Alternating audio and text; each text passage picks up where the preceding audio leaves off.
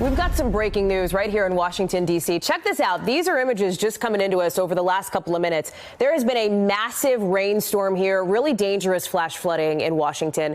Look at this, cars halfway underwater. Some people actually had to get on the roofs of their cars to be able to get out, essentially. MSNBC meteorologist Bill Karins is tracking this for us. Bill, as somebody who lives and works in Washington, my phone's been blowing up with those warnings of flash floods for the last, 2 hours or so. When's the city going to see some relief? It's starting to go down now. But, Hallie, there was water in the basement of the White House that had some flooding. I mean, yeah, there's the picture of that. I've never seen or heard of that before.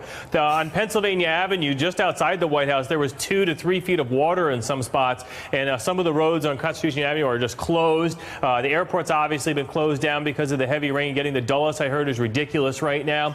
Some of these people actually they didn't wait for the firefighters to come. The water was starting to get higher and higher, and so some people actually swam to the embankment to climb up the hillside there. Wow. Incredible stuff. Streams turns into rivers, and some of the rivers still are well outside their banks now, and it's been widespread. I mean, it hasn't just been in one spot. I mean, this was a torrential thunderstorm that went right over the Beltway. It started in the north section, and it just continued at this intensity right through the southern half of the city. The flash flood emergency will go on here now for about another hour, maybe about a half hour actually, till 11:15 East Coast time, and then that will be dropped as the water levels continue to recede. As far as the numbers go, the odds of this happening in any one year are about 1%. Going into any year. That's how hard it rained. So there's the flash flood emergency that continues for the D.C. area. And as far as the rainfall totals went, this map shows you this. We ended up with 3.3 inches of rain at Reagan International Airport in 50 minutes. That's why we saw this incredible amount of water everywhere.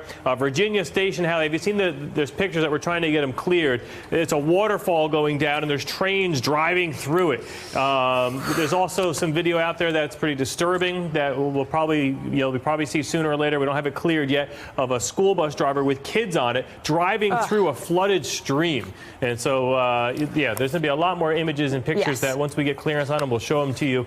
A day that people won't forget in D.C. for a long time, one of the worst morning commutes ever. That is for sure. And a reminder, I think, worthy now, Bill, that if you see a flooded road ahead of you, don't take the chance. Don't drive through it. Bill Karins, thank you much. Stay on top of that, my friend. We'll check back in with you. Thank you for checking out our YouTube channel. Why don't you subscribe? It's really easy. Just click on that button down there. And for more news from MSNBC, click on any of these videos here for the latest interviews and highlights. You can get more videos from MSNBC with our newsletters. Head over to msnbc.com/newsletters to sign up.